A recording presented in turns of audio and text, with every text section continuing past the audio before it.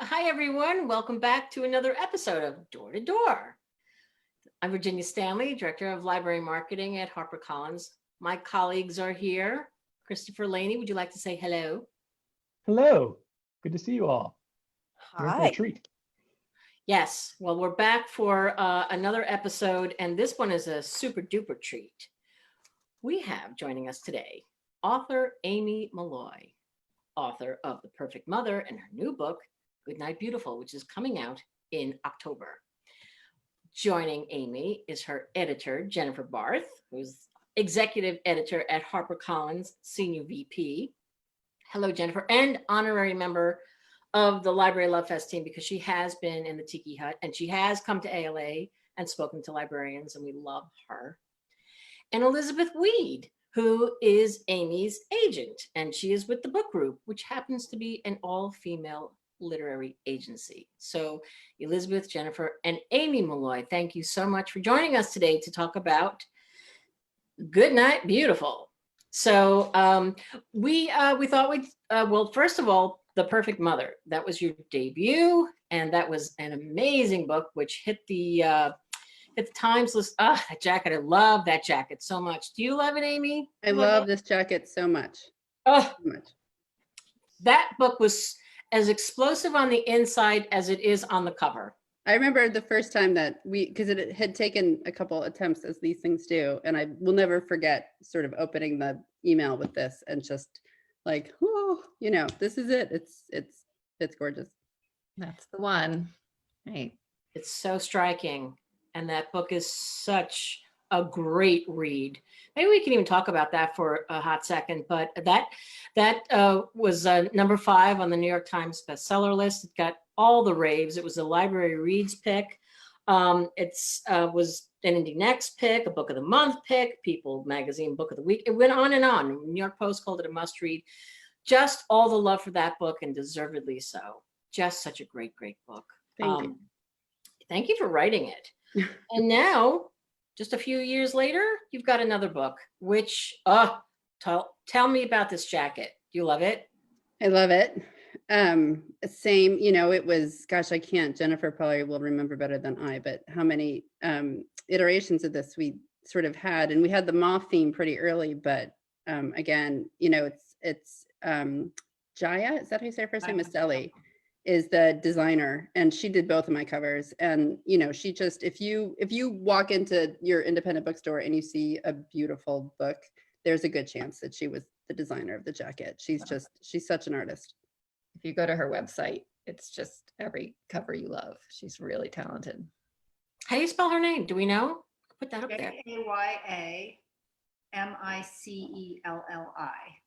Okay, we'll put that up there, and people can go and check that out. So Goodnight Beautiful has, as I say, it's coming out in October, and boy, oh boy, I am, we just talked about this before and how I'm so afraid to say anything because it's so good, and I don't want to reveal anything, but it's just so compulsively readable. And so, like I said to these guys before, my head snapped back. That's all I'm going to say. My head snapped back when I read it. I mean, you really have brought the goods once again. Chris, we have some great quotes. Can we share?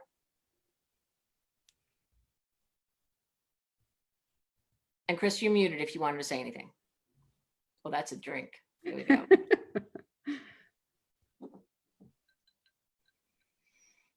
Okay. And we have a biggie that just came in, and I want to give people time to digest this quote from the one and only AJ Finn.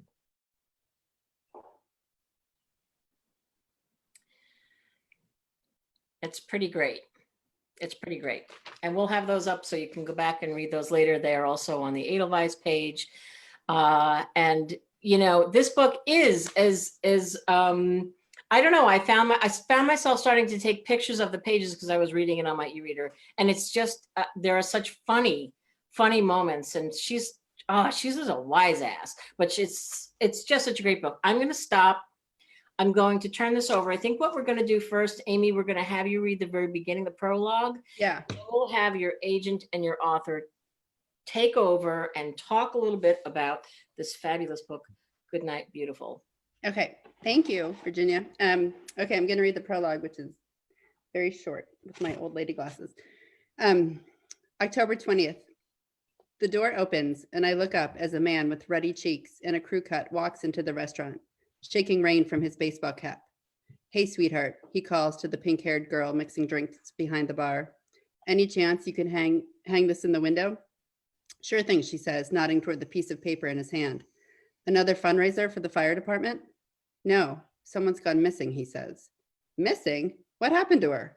Not her, him. Him? Well, that's not something you hear every day. He disappeared the night of the storm. We're trying to get the word out. The door closes behind him as she walks to the end of the bar and picks up the flyer, reading aloud to the woman eating lunch at the corner seat. Dr. Sam Statler, a local therapist, is 6'1" with black hair and green eyes. He's believed to be driving a 2019 Lexus RX 350. Whistling, she holds up the piece of paper. Well, whoever he's gone missing with is a lucky lady. I steal a glance at Sam's photograph. Those eyes, that dimple, the word missing in 72-point font above his head. I saw the story in the paper this morning, the woman at the bar says. He went to work and never came home. His wife reported him missing. The pink-haired girl goes to the window. Wife, huh? Sure hope she has a good alibi. You know the old saying, when a man goes missing, it's always the wife. The two of them laugh as she presses the photograph of Sam's face against the rain-blurred glass, and I dip my spoon into my soup, taking small, careful sips, my eyes on the bowl, a sick feeling in my stomach. So for those of you who haven't read further, I know you're thinking a missing husband, a wife under suspicion, and it sounds pretty straightforward. But you have to guess again because as I think it's Kirkus called Aimee, she is the master of misdirection. And she didn't get that nickname for nothing. So after the prologue, we circle back to a few months earlier and we meet this Sam Statler, former golden boy of Chestnut Hill, New York, where he's returned to take care of his elderly mother. He's brought his new bride, Annie, and he started up his psychotherapy practice in a basement home office. Everything seems to be going really well, but there's a problem. I mentioned that Sam was a golden boy, but what I didn't mention is that his official nickname in his hometown was Heartbreaker. And while he claims he's reformed, it just so happens that the majority of his clientele is female, and that in his office ceiling, there's a vent through which all of his sessions can be overheard. And I would like to take a poll right now if I could see people, but how many people admit they would listen? Because you would listen, wouldn't you? So when Sam disappears, the safe money is on one of his newest patients, the young French girl with the green Mini Cooper, or so one would think. As Virginia mentioned, this is a really hard book to talk about without giving away spoilers, so I'm going to proceed with extreme caution. I'm going to leave the plot, the synopsis there for those of you who haven't read the book, but I am going to let you know what one Goodreads reviewer had to say. This book, all caps, holy cow. I've been reading thrillers for years, first getting excited by them when I read Gone Girl. Things were good for a while in the genre, and then, well, you know. It seems like every author on the planet decided they were going to write a thriller. Desperate ladies and unbelievable plots. I was just going to give up on them, and then I got this book from NetGalley, and oh my word, all caps. All I can say is that you need to read this book, and it's best to go in blind. I haven't been this wowed by a reading experience since Gone Girl. I know that's a tired comparison at this point, but trust me, it's true. I was completely blindsided twice. And it's not just the twists that make this such an enjoyable read. It's also funny and the writing is strong, the pacing is wonderful. I finished last night and immediately handed my Kindle to my husband and said, you have to read this. Now that's just one of many rave reviews on Goodreads, but it gives you a taste of sort of what makes this book so special, what makes Aimee so special as a writer. And for those of you who haven't had the good fortune to read The Perfect Mother, I urge you once you've finished Goodnight Beautiful to go back and read that one. It's every bit as inventive and just page turning. I know it's a cliched word, but it's very different, which again is, you know, one of the things about Aimee that's so incredible is that she just has this imagination where she can cook up these plots that, you know, when you just hear them in the abstract, they might sound like no one could pull them off, but she can. So Aimee is an unorthodox writer, and she serves up twists that you don't accept, and she subverts norms. So we thought it was only fitting to subvert the traditional author-editor conversation by adding in Aimee's fabulous agent, Elizabeth Weed. Behind most good publisher-author relationships, you'll usually find a great agent. And this is definitely true for Aimee. Elizabeth isn't just a deal maker. She's involved in every step of the way. And in the case of Goodnight Beautiful, which Harper bought on the heels of Aimee's best-selling debut novel, The Perfect Mother, Elizabeth was instrumental in navigating what might have in other hands been a very tricky situation. And I'm just going to turn it over to Elizabeth to let her talk about the sort of genesis of Goodnight Beautiful. Thank you, Jennifer.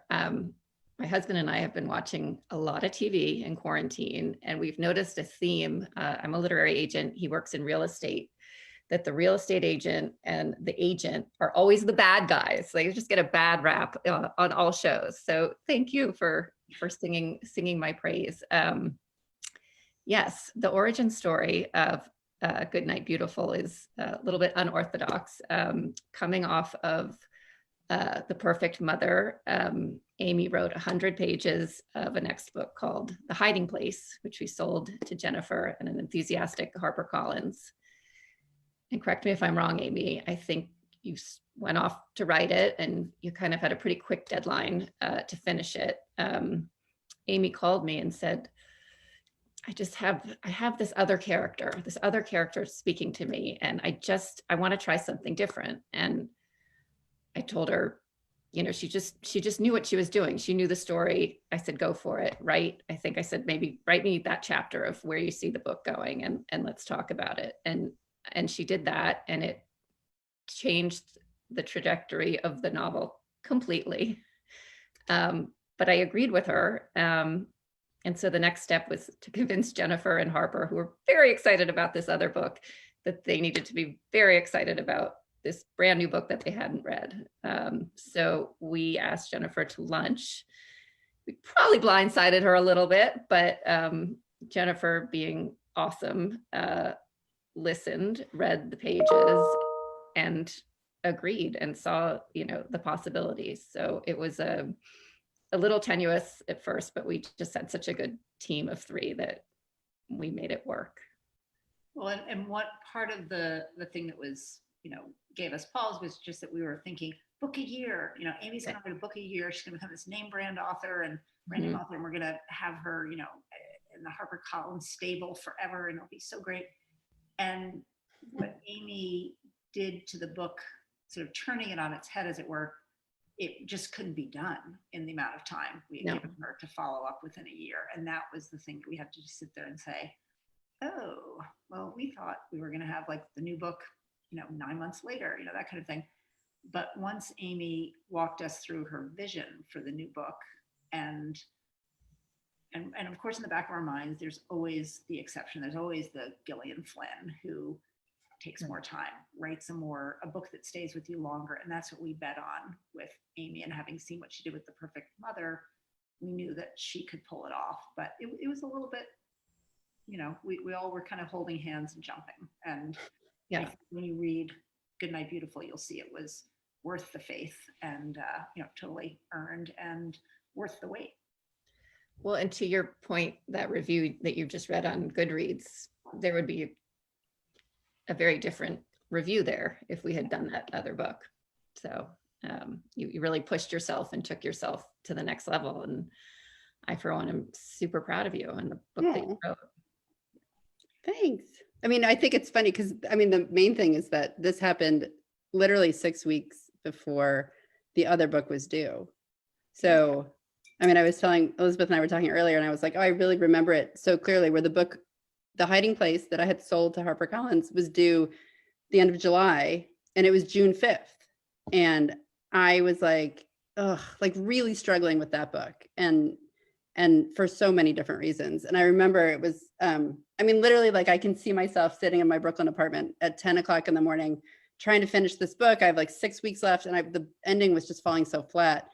And this idea came to me of one of the characters, which, when people have read the book, we can talk more specifically. But, this character kind of came into my brain, and I was like, ooh, you know, and I remember it was like 10 o'clock and I just, it was hit me so hard that I was like, oh, this would be a better book. And it's the same premise, right? It's still Sam and Annie. They moved to Chestnut Hill. You know, he has his home office. The wife is listening upstairs, but just all the characters were completely different and more, I think, interesting. And so, you know, I was like, oh, this is going to go away. This is going to go away. It's fine. And then, you know, I emailed Elizabeth and I was like, hey, like, hypothetically speaking, like, just to say, like, in a different world, like, if you like sell a book and then you kind of have an idea to like rewrite it 6 weeks before that book is due, like that happens, right? You know, and then like an hour later, I like text her and I was like, I think you should check your email. We might need to have a conversation. And then by 3 o'clock, I was on the phone and I was like,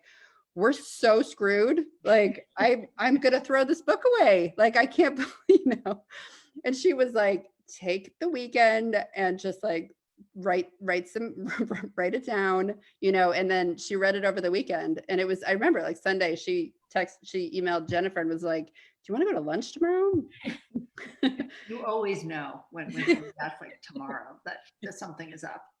Yeah. And I mean, you said yes. And even that, I was like, she's not going to say yes to tomorrow. And like, you know, we went to Gramercy Park and ate lunch together. People brought us food and then they took it away. It was amazing. And I was like, we were talking about it, you know, and I was like, I was so nervous, like they're going to fire me and this is the end of my career. And, you know, I'm so grateful for, this is why this team, I love you guys, but it's, you know, it's like a lot of other writers, I think would have had both an agent and an editor who would have said, nope, you know, we bought this. Have to give a shout out publisher, right, to Burnham and the team that when I told him that, you know, the only words he needed to hear were better book. Yeah. And then, no, that's good. Trusted you. Yeah, because I mean, I remember the lunch we were like, this is the idea. And we had sent you some pages and you were like, I love this idea. And then I do also remember the moment where we were like, and we're probably going to need at least another year, you know, and that's when you were like, oh, what? Well, but thank you. I mean, it hopefully it worked. We'll find out. It really worked. Yeah. And one of my favorite refrains, just, you know, we're not making sausage. We are Yes. the business of publishing books, and books involve authors and they involve timing and all sorts of things. I mean, we're seeing right now, there are going to be a lot of COVID extensions. I mean, it's a really tough time to write. It's a tough time for people to read. It's kind of time to do research for books. It's, you know, it's that kind of thing, like, you know, after like a hurricane or a blackout 9 months later, there are a lot of babies. It's gonna be like the opposite thing, where in like 9 months, there's gonna be no books delivered. No shows to watch. And, but the two of you, I actually just, you had mentioned Virginia talking about the perfect mother, but the two of you, Jennifer and Aimee, had actually crossed paths before I met Aimee. Aimee had, I always make up the number, 1,000 agents that wanted her book, but a lot of agents that wanted her debut, The Perfect Mother. I was the very, very lucky winner that got to work with her on that book. But before I even sent it out, I think I had been talking about it at lunches, back when we had lunches, and Jennifer heard Aimee Molloy and remembered that she had met her in Aimee's previous life as a ghostwriter. And so Jennifer reached out to me and said, I didn't end up working with Aimee, but I loved her so much. I want to see the book. So that's an unusual way of. No, and I don't think we had ever worked together. We hadn't. And I don't know if I I hadn't gotten there in terms of who to send to, but I mean, I'm and actually, I'm so glad you did. I think I heard that because one of the people who didn't win the Agent Beauty pageant was telling somebody about how great the book was. And that's what it was. Yeah. It to me. So, right. Yes, which is always a good sign when even the losers are touting something. Yes. And I've been on that losing end and have done the same thing. So that's a good. And Aimee, I don't know if this question, if you're comfortable answering it in public, but what was it about Elizabeth when you met her that sort of made you think like, this is the person I want to put my publishing? Oh my gosh, it was actually before I met her, but I mean, I did, it's weird to talk about, but I did have this really nice response when, you know, you kind of make your, like, these are your top 10 agents that, like, in your dream world, you might represent you. and I had years of kind of nonfiction writing. So I had an agent, I had some experience with it and stuff, and I knew what I wanted. But I ended up getting an offer from, I think, like most of them. And then Elizabeth and I talked on the phone, and I remember we at the time, we've since left New York, but like we were in our little tiny Brooklyn apartment, and I was in the bedroom, and my husband and his father were there. My father-in-law was visiting. I remember walking out of the bedroom after we spoke, and I was like, I just found my agent. And I was like so excited. It was before we even had met. And I mean, it's just, I don't know. I think you have to really pay attention, I think, to your gut on these things. And it was so clear. And I've always known it, but yesterday, I'm always reminded of why it's so good. Is yesterday when Jennifer and Elizabeth and I did a Zoom call just to kind of talk about this. And the first thing Elizabeth said to me was like, oh my God, you brushed your hair. And I'm like, see, it's like, this is what I love about my agent. That tomorrow. She's like always so honest with me.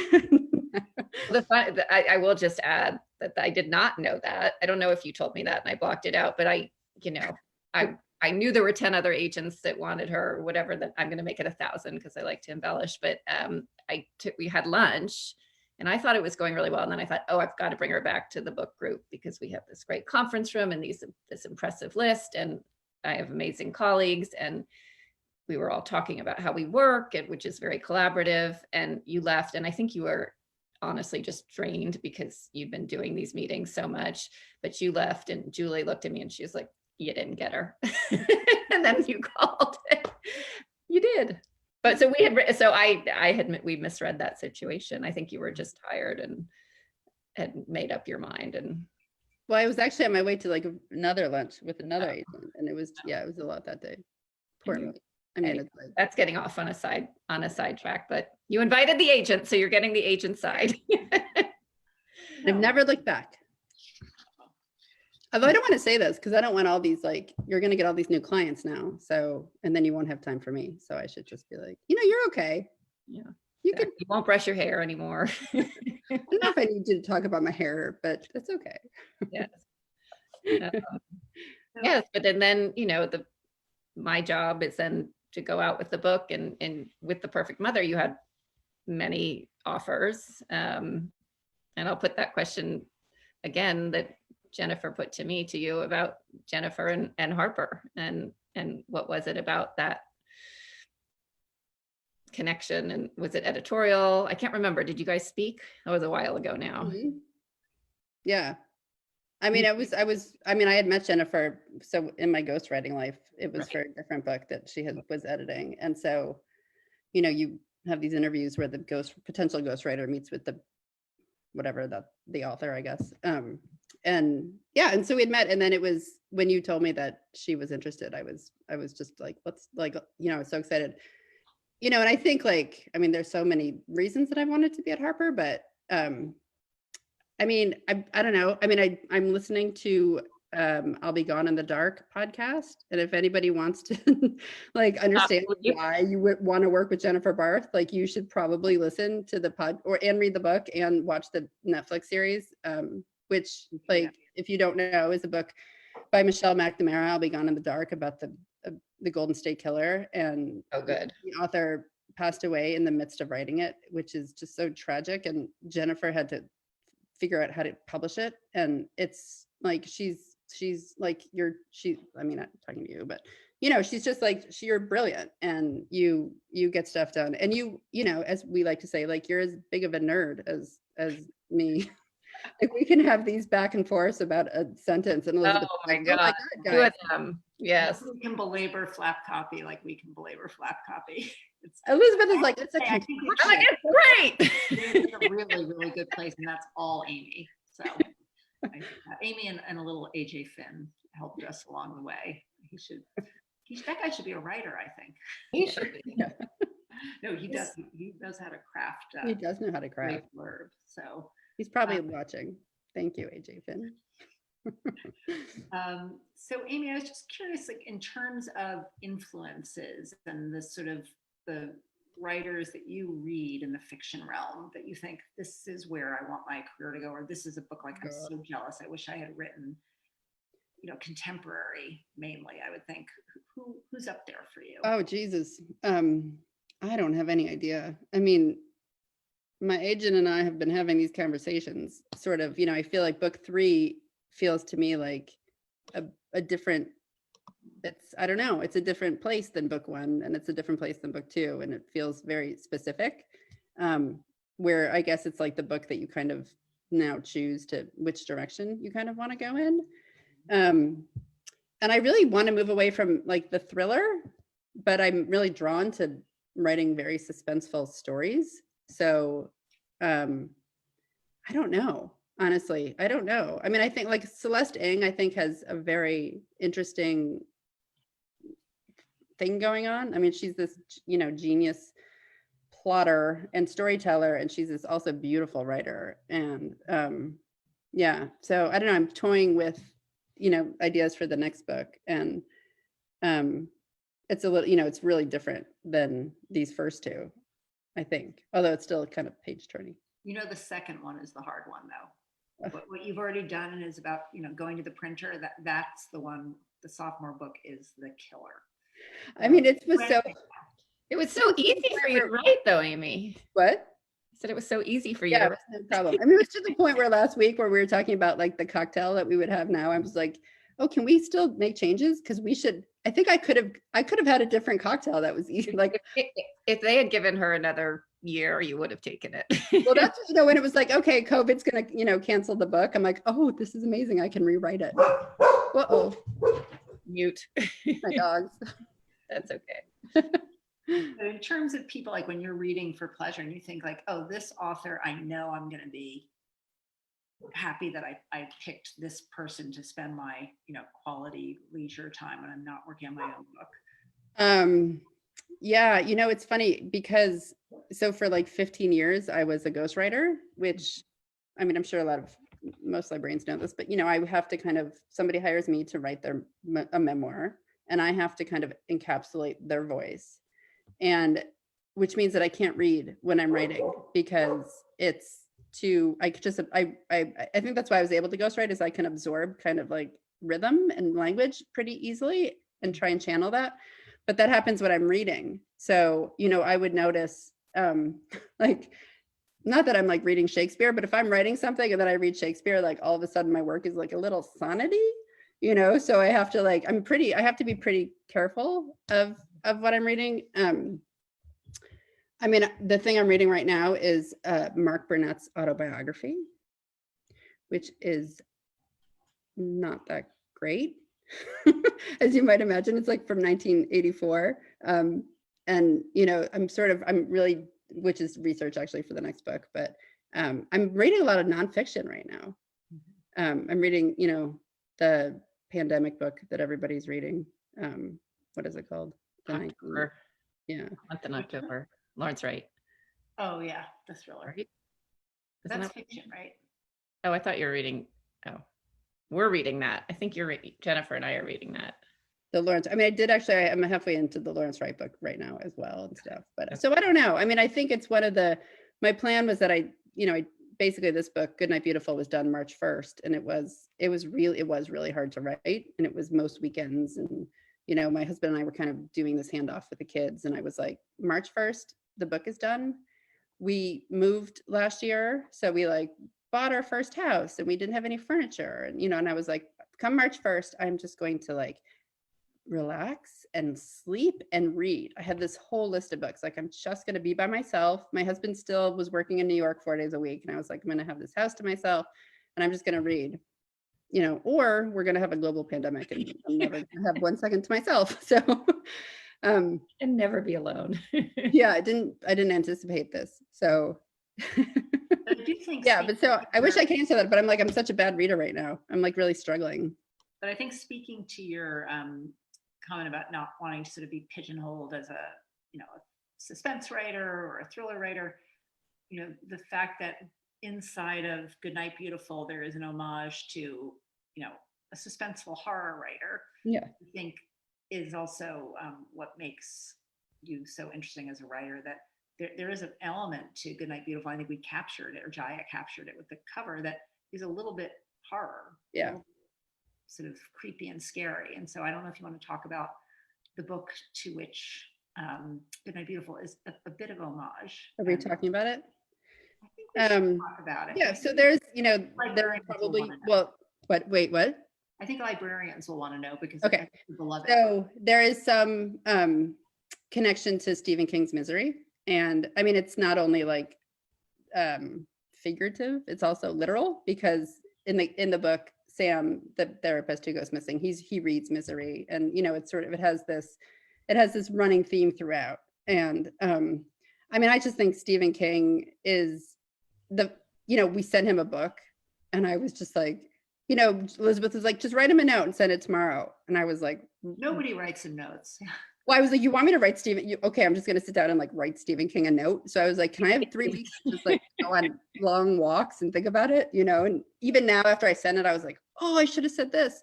But like, I mean, he's the reason I think that, like, I mean, Judy Blume is sort of the reason I'm a reader, but, and then like Betty Smith, who read Tree Grows in Brooklyn, is like a reason I'm like still a reader. I was continued to read, but then Stephen King was like, oh my gosh, and like, even this has been weird, but this summer is not what we were expecting. We have 2 little kids, and in some ways I'm like, oh, this was my summer. We just, my kids are like, I'm bored, and I'm like, good, go outside, lay in the grass. And I remember that this is kind of when I started to read Stephen King, like pretty young, and Pet Sematary was like the first one, and it just, Cujo, like, it was just, all of them were so crazy. So yeah, so it was interesting to kind of to pay homage to him in writing this book. I hope People will enjoy that. I'm like, oh, I hope he reads it, and I hope he never reads it. I hope he reads it. It would be nice if he, well, I hope he reads, if he doesn't like it, then I hope he never reads it. He'll read it and love it. That's nice. There. Virginia. Yeah, She Virginia put it out. Woolf. Virginia put it Can out. we put that as a blurb? Yeah. Stephen King, Yeah. read this and love this. Yes. Virginia. I love this, Stephen King. There we go. Okay, done. Official. Well, we did put out this is great. Love this conversation. This is so cool. We've never had an agent on with the author and the editor. So this is extremely cool to get all these different points of view, and just what the experience is for all of you. It's really interesting to listen to the 3 of you talk, and how the evolution of the book and how it came to be, and then hard stop and rewind, and it's just really it's really interesting. We did offer some signed galleys to people who wrote in questions. Oh, and we should also talk about the drink. Let's get to the questions, but let's talk about the drink. Do we want to share the drink recipe that who came up with it? Aimee, Jennifer? Yeah, Jennifer. So We Chris, all came up with the name. what? We all came up with the name.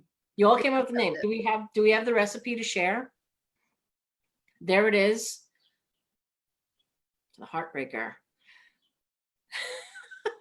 Well, I think all of us, we're all drinking some variation on this theme, but I love that you came up with this, that you came up with this recipe and a name for this drink, which is kind of perfect for this book. So we're going to raise a glass of whatever the hell we're drinking to the success of Goodnight Beautiful, because I'm telling you, when you read it, your head's going to snap back like mine did. I have to see my chiropractor. All right, listen, seriously, I was like, wait, what? All right.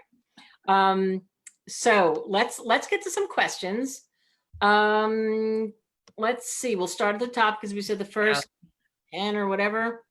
So Chris, is the first one Vesna? Taking a looky, Lou. Just as an aside, Aimee, the unexpected dog appearance is a crowd pleaser every You like single that? time. So yes, perfect. And then he placed himself just where he needs to be. So beautiful. Yes, Vesna, Virginia. That's the first question. You want to read it off, Chris? Yeah. So, let's see. She asked, Aimee, what would you say is one positive outcome you or your family has experienced during this unprecedented pandemic facing the world? Wow, that's a nice question. Well, we've had this really weird experience because we as I have referenced. We left New York in August. My husband and I had been there for 25 years. We have a 6 and a 7-year-old, and so we decided in August to leave and move to this very small New England town. And it's weird because we have this very long driveway, even though we're in town, but we have all this land around us and this long driveway, so we can't see any neighbors. So it's been like extra dystopian because it's just us and a bear that visits every once in a while. And so, I mean, at first in March when it was happening, I was very panicked and anxious and stuff. And I think it was this process of kind of just like feeling incredibly grateful that we were here. And, we had a very small 2-bedroom apartment in Brooklyn and no land or, no outdoor space really. And so, it's been nice for our family. Like we've just kind of been able to, my kids are at a really good age for it. Fortunately, I have many teenage nieces and nephews and I feel sorry for them and, but so I don't know. So it's been nice. We've kind of like been huddling up and, just really trying to look for the good, you kind of withstand like these terribly anxious and sad and, increasingly maddening feelings that you have about what's happening and just like wait for the good moments to come back. Lainey, there's a question from Allison Waymont. Do you see that? Yes. So it says, my question is, when you are writing a book that involves a back and forth between characters, times, or setting, etc., do you write each section separate or in a linear fashion? I write linear. And this book was just, I don't know how I wrote this book. Like this one it was a hard book to write because there's, as it's hard to talk about, but it's, it's a lot to kind of juggle in your head about like what's happening where and stuff. So, I just kind of, I sat down and wrote it and, I'm not doing that with my next book. I have decided it was too awful. Like it really was not enjoyable. And I'm forcing myself in thinking about another book someday, to really just outline and outline and outline. And, so that when the writing comes, I don't want to have to kind of do that again. Yeah. Let's see. Can you hear me? Yeah. Lindsay Migas says, I think you sort of answered this, but let's ask it anyway. We'll move on. What has the experience been like comparing a normal release to a virtual in a pandemic? It's so weird. I mean, we were saying this right before we went live, right? Like it's so great that you guys have figured out how to do this, but it's also so bizarre. And it's the saddest thing for me is just that there are no bookstores open, and I know that there are bookstores open, but even the ones that are open, and at least anywhere near me, are not open in any way that they used to be open. So, like you're releasing a product where the stores that sell this product really don't exist in any real form, normal form right now. So, that's been hard. And just, I mean, it's stuff again, in the grand scheme of things, you're like, oh, boo-hoo, my book release is not as like good as I wanted it to be. But, I'm really going to miss gathering with people and celebrating, even if it was just us, going out to lunch and stuff. Like I was saying last night to my husband, like that, I'm really feeling it like this. Well, we won't have our sushi or, whatever we would normally have done. But I'm trying hard to support debut authors because I think it would be even harder, obviously, to throw books out, into the world where people don't know your name and have all that you've spent these years of writing these books. And then, just kind of seeing, I don't know, but it is what it is. I mean, it's nice to see. I was listening to the New York Times podcast, the book review podcast yesterday, and they said that sales are actually up 2% year to date, so I'm happy to see that. Not because people are necessarily going to buy the book, but just because it's nice to see that people are actually finding comfort in books. Yeah. In a way that I haven't been able to. So I'm jealous also. Yeah. I mean, so many people have said, we've heard it over and over again, that people have some people are just now sort of, I don't know, thawing out from Yeah. this. What, and they're starting to let books back in. It's very hard, it's very hard to wrap your head around anything. Yeah. Except this book, which is amazing. Not just saying that. And I think by now, people who have watched this Facebook Live program and who have watched the three of us talk about books can tell when we're, when we're really passionate about a book, you'll know it. And this really is quite the read. We have some more questions. Chris Laney. Chris, you see Shannon Wilson Speece down there? I can read it off. Who's your favorite author? What are you currently reading? Yeah, so we sort of covered this, but Mark Burnett's autobiography. I really should have, if I knew this was coming, I would have been like, oh, I started War and Peace recently. I should have picked that up this morning, but actually, I mean, that's not true.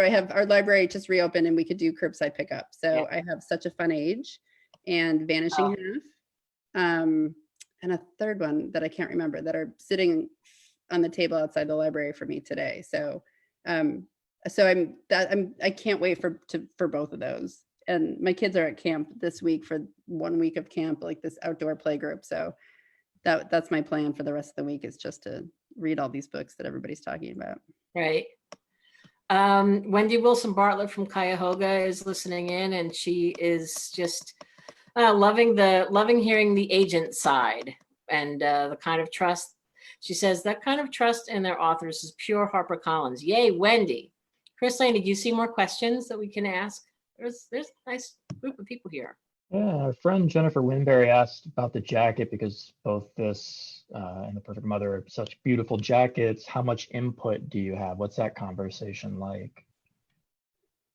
Do you guys want to take this? Jennifer, I mean, it starts with Jennifer.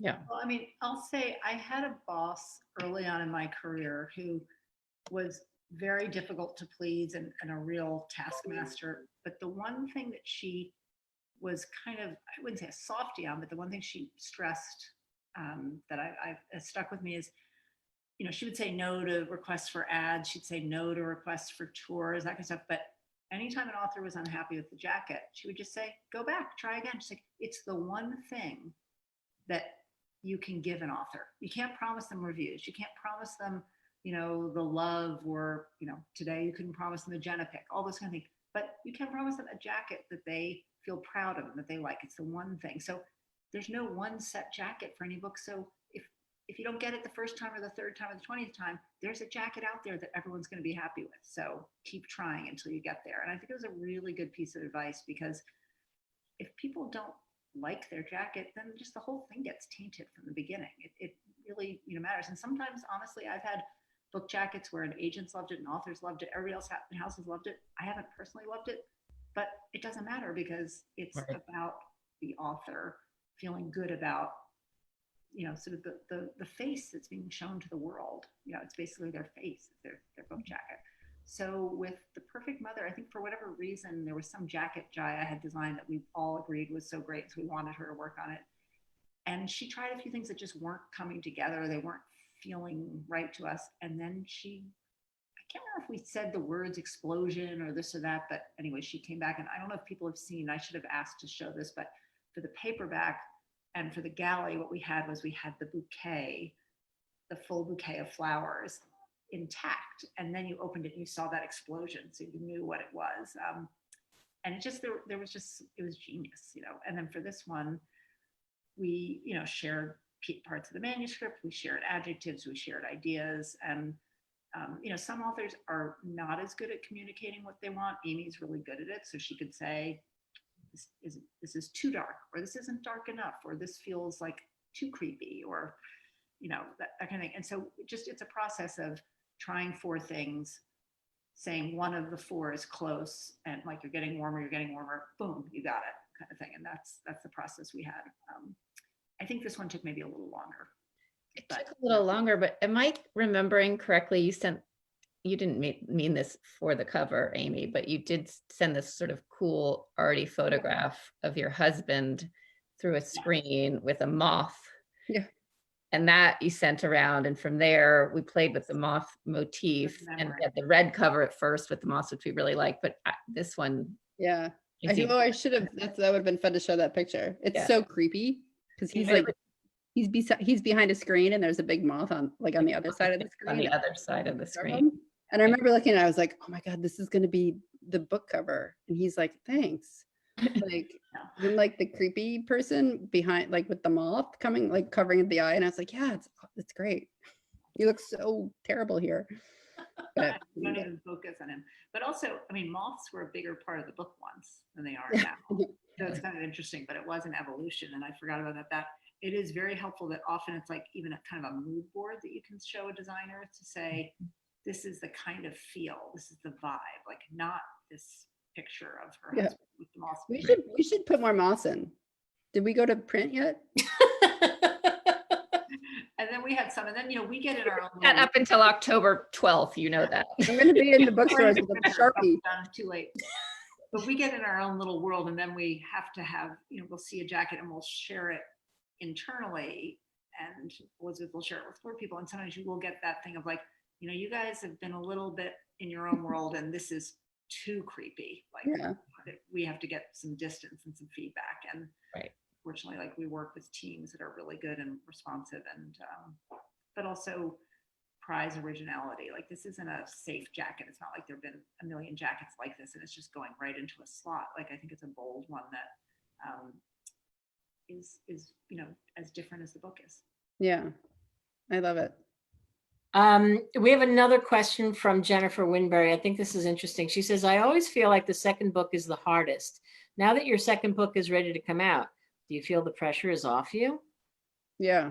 Oh, yeah, this was a different experience for me, like writing The Perfect Mother. And The Perfect Mother was probably my, 15th book I've written, but it's only the second one that was going to have my name on it. And so I was not unfamiliar with the process of how bad it is to write a book, like how awful most every minute is. But The Perfect Mother was enjoyable because, I had decided that I was just going to try a novel after 15 or something years of writing nonfiction, which is really what I wanted to do, was try in fiction. And, so I took the money from like my last ghostwriting job and I was like, this is mine. And I'm just going to hire a babysitter. My kids were like 1 and 2 at the time.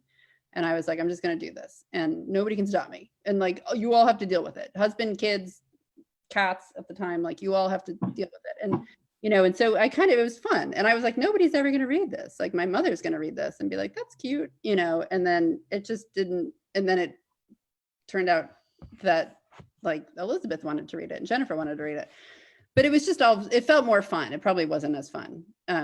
And then the second one was just like, ugh, like every day was just like really just drudgery. And I mean, the book is very dark and the world was very dark at the time, as opposed to today where it's just lovely. But, it was like so dark. And I think I was channeling the darkness. I think it's probably why I wanted to throw away the first book and write this one, is because I was feeling the darkness more. And I wanted to kind of be able to control it by walking into like my own dark world every day and not like the actual dark world that was like kids in cages happening, all that kind of stuff. So, what was the question? Oh yeah. But so, it was, I'm very glad it's behind me. I feel that, I feel like I can take a breath kind of, and really be thoughtful about what it is that I want to write next. No, that makes sense. I mean, it just sounds like, it's obviously, but had such a long journey, and now it'll be out there before you know it. And I know, but it's maybe we should wait. No, we should give it's coming out. So Lynn Constantine, author Lynn Constantine, is saying hello. Famous people listening to this.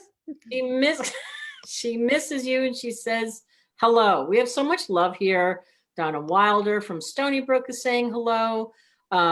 We have Catherine Healy online. There were so many people who are just Maxine Blywise, and Lynn Constantine says it's a fabulous book. She couldn't put it down. And I echo that. It's really just so wonderful. I think I don't know, is there, I do want to show your website before we sort of wrap things up, because I love your website. Can we just show, yes, can we show Amy's website for a second? How cool is that?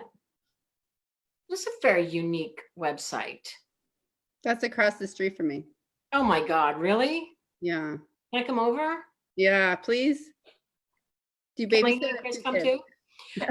I just find this very peaceful and very beautiful, and not, just sort of filled with tons of stuff, but it's like, I'm into this and this, and definitely did this. I just know. I went down the Aimee Molloy rabbit hole. Well, I'm changing it like a lot because Oh. I don't have anything else to do. So Oh, well, Sorry. Mixing Constantly. up what you do and don't do, and that yeah. your links. Oh, I haven't been on in a while. I Okay. feel like I'm scared to show too much. I feel like it's very intriguing. Okay, which one do we want to click? You could click any of them. Okay, once I did. Oh, it. except for that one. Just kidding. Oh, not this one. that's the Okay. TED Talk, right? No, I'm on- You yeah, did. I did a TED Talk. How to The get TED it. Talk is very cool. Okay, sorry, not that one. Okay. No, I'm just kidding. I'm just kidding. okay. No, the TED Talk is really cool. Definitely click on that. I did a Okay. TEDx, so it wasn't like Sorry. Oh, and then we get an ad for a VR. this is. All right. Well, there's a video for everybody. We have a playlist, right? Oh, this is a yes. Oh. I'm into this. This guy, This was so great. I was listening to this the other night. This is so wonderful. he's this very like my husband is a music person who introduces me to good things that I would never other find. I'm currently into this. Good. Listen to that music while you learn about face coverings. See, it's all very political right now. It's good. It's where you need to be. It's a genius site. It's just wonderful. I love the music. I love your TED Talk. I think it's all. I just love your site. That's all Oh, I'm thank gonna you. say. You're welcome. That's nice.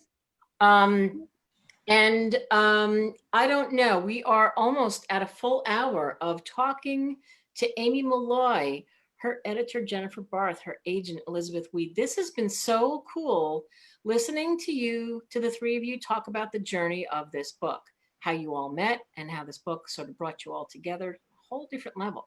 You guys should do this. I would listen. I would love to hear like writers talk to their agents and editors. I think it's such an insight right into like how all this stuff works. And you don't, and I just want to say, I mean, like people, it feels weird to me that the only person's name on a book cover is the person who wrote it, because the agent and the editor, like you guys, like it's really equal. So I mean, I think every, I don't know, well, kind of, I mean, at some point it is, but so anyway, it's, You have the baby, we're the midwives. Well, a group effort, but You, Virginia and Chris and Lainey, thank you for including us. Yeah, This is a thank real you so treat much. for us. I want to remind everybody that the way I've been reading the book is we have an audio download e-galley. It's one of our first rounds on Edelweiss and NetGalley, so all the librarians can go download an audio e-galley, which has been really fun to listen to. So if you guys have any questions about that, let me know. But we may have questions for you. yeah. Just an audio e-galley. It's a brand new program, and Goodnight Beautiful is one of the books, the first round. So everyone is super excited about that, and we'll put a link in our comments for you guys to see how to get there. Awesome. yeah, that's one of 8 books, and we just did a presentation the other day, last week, and boy, the news about that was just so roundly accepted and cheered, because there's a lot to read out there, and so for librarians to be able to download an audio book and the ebook is just great, and it's just it's a great opportunity to and an extra added dimension, an experience of getting that story, Goodnight Beautiful, and those other books under your skin and into your head and wrapped around your heart, freaking you out. Ah, so good. Guys, I have to run to our editorial meeting. It's at 3:00. So it was so nice to see everybody. Thank you, Library Love Fest, my family, my honorary family, and to Aimee and Elizabeth, and to everybody, to all the librarians and listeners. It was so much fun. And I hope you enjoy the book, and let me know if when you read it, what you think. Thank Bye. you. Liz. Thank you, Bye. everybody. Thank You guys. Okay, bye. And one last thing we do want to say, if you're all still there, we hope you are, this Thursday, because Facebook Live, we do door-to-door Tuesdays and Thursdays at 2:00 Eastern Daylight Time. And this Thursday, we will have Marlo Thomas and Phil Donahue talking about their book, What Makes a Marriage Last. So Oh, please, that sounds amazing. yeah, they're wonderful. So they'll be on at 2:00. So please come back, bring some questions as you did today. And Aimee, thank you so much again, and Elizabeth, for joining us, for telling us about your book and its journey, which is what I keep thinking of it as a journey. Having you, the three of you, on to talk about this together is really, really cool. And we will be sending out signed galleys. We will figure out how to get signed book plates from you, Aimee, and then slap them on a galley and put them in the mail. And I don't know how that's going to happen, but we're going to do it. Okay, good. Yeah, thank you guys for having me. This feels like the first like launching event. I know, it's real. Yeah, it's real. Yeah, it's real. And the book goes on sale October 13th, and the links are there now. Download it, read it, review it, vote for it, love it. You will, I promise. There we are. Good Night Beautiful. Aimee Molloy, best-selling author of The Perfect Mother. Unbelievable. It's just Thank you. So good. Thank you so much. Thanks, guys. Bye. Okay. Well, take care all. Be well. And we'll be back on Thursday with Marlo Thomas and Phil Donahue. Hope we see you then. Okay. Bye-bye. Fun. Bye. Are we still on, Chris? Because I have one. We